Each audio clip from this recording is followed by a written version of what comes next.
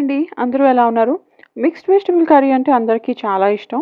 So, నేను ఇవాళ మా ఇంట్లో మిక్స్డ్ వెజిటబుల్ కర్రీ ఎలా చేస్తానన్న రెసిపీ నేను మీతో షేర్ చేయబోతున్నాను. చాలా సింపుల్‌గా అయిపోతుంది. కొంచెం లెంథీ ప్రొసీజర్ అనిపించొచ్చు. కానీ ముందరే ప్రిపరేషన్ చేసుకుంటే చాలా క్విక్‌గా అయిపోయే రెసిపీ. సో, ప్రాసెస్ అనేది స్టార్ట్ చేసేద్దాం.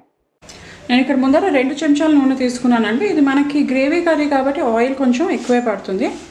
నూనె కొద్దిగా వేడెక్కాలి. వేడెక్కిన తర్వాత నేను ముందుగా ఇందులో జీలకర్ర వేసుకుంటున్నాను. నేను ఇక్కడ 1 చెంచా జీలకర్ర తీసుకున్నాను. నేను నెక్స్ట్ ఇందులో 2 పచ్చిమిరపకాయ వేసుకుంటున్నాను. అండ్ నెక్స్ట్ ఇందులో నేను 1 ఉల్లిపాయ సన్నగా కట్ చేసుకున్నానండి. ఇదంతా ఒకసారి నేను కలిపేసుకుంటాను. నేను ఇది కలుపుకున్నాక ఇందులో 1 చెంచా అల్లం వెల్లుల్లి పేస్ట్ వేసుకుంటున్నాను. ఇంకా 1 అర చెంచా పసుపు. ఇదంతా కూడా ఒకసారి కలిపేసుకుని నేను ఉల్లిపాయలు కొద్దిగా వేయించేసుకుంటాను. ఇక్కడ ఉల్లిపాయలు వేగిన తర్వాత నేను ఇందులో కూరలు వేసేసుకుంటున్నానండి. నేను ఇందులో ఆలు తీసుకున్నాను. మీరు కూరలు ఏదైనా తీసుకోవచ్చు, క్వాంటిటీ మీ బట్టి కూడా ఉంటుంది. మినిమం ఒక్కొక్క వెజిటబుల్ మీరు 1 పావు నుంచి 1/2 కప్ వరకు వేసుకోవచ్చు. అండ్ ఇలా చిన్న చిన్న పీసెస్ కట్ చేసుకోండి. నెక్స్ట్ నేను ఇందులో క్యారెట్ వేసేసుకుంటున్నాను,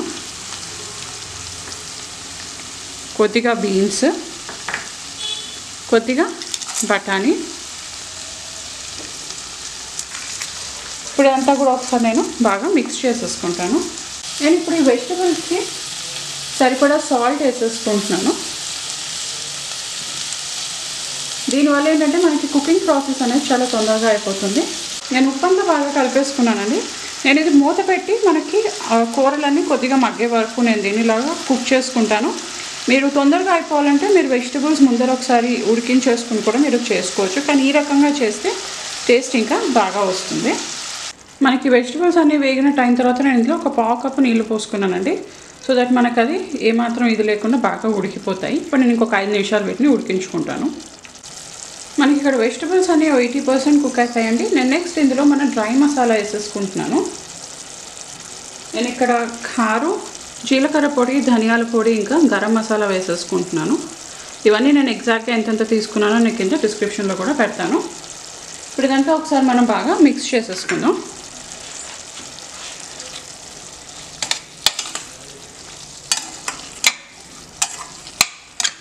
నేను నెక్స్ట్ ఇందులో నేను ఒక 10 కాజులు ఇలా పేస్ట్ చేసుకున్నానండి పల్చగా. నేను అది కూడా వేసేసుకుంటున్నాను.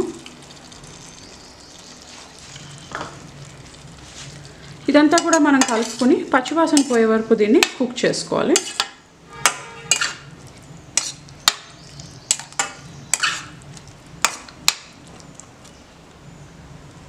మనకు ఆయిల్ అంతా ఇలా పైకి తేలింది. నేను ఇందులో టమాటో ప్యూరే వేసేసుకున్నాను. ఇది నేను 3 చిన్న టమాటోస్ ఇలాగా ప్యూరే చేసుకున్నాను. ఇప్పుడు ఇదంతా కూడా నేను ఒకసారి కలిపేసుకుంటాను. నేను ఇది కింద అడుగంటకుండా ఉండడానికి 1 పావు కప్పు నీళ్ళు పోసుకున్నాను. ఈ స్టేజ్లో నేను సాల్ట్ కూడా ఒకసారి చెక్ చేసుకుని సాల్ట్ కూడా వేసేసుకుంటాను. నేను ఇందులో సాల్ట్ వేసేసుకున్నానండి. ఇప్పుడు మనకి కరెక్ట్ కన్సిస్టెన్సీ ఉంది. కానీ మనం టమాటో వేసాం కదా, అది కూడా కుక్ అవ్వాలి. సో మనకి ఆయిల్ బాగా పైకి తేలే వరకు నేను దీన్ని కుక్ చేసుకుంటాను మూత పెట్టేసుకుని. మనకి ఇది ఆయిల్ అంతా పైకి తేలిందండి. మనకి ఇది కర్రీ అయిపోయినట్టే. నెక్స్ట్ నేను ఇందులో పైనుంచి కొత్తిమీర వేసుకుంటున్నాను. నేను ఇప్పుడు స్టవ్ ఆఫ్ చేసేసుకుని ఇదంతా బాగా కలుపుకొని సర్వ్ చేసేసుకుంటాను. మనకి మిక్స్డ్ వెజిటబుల్ కర్రీ రెడీ అయిపోయిందండి. ఇది చాలా సింపుల్గా అయిపోయే రెసిపీ. టేస్ట్ చాలా బాగుంటుంది. ఇంగ్రీడియంట్స్ ఎగ్జాక్ట్గా ఎంత తీసుకున్నాను నేను కింద డిస్క్రిప్షన్లో పెడతాను. అది చూసి మీరు ఫాలో అయిపోవచ్చు.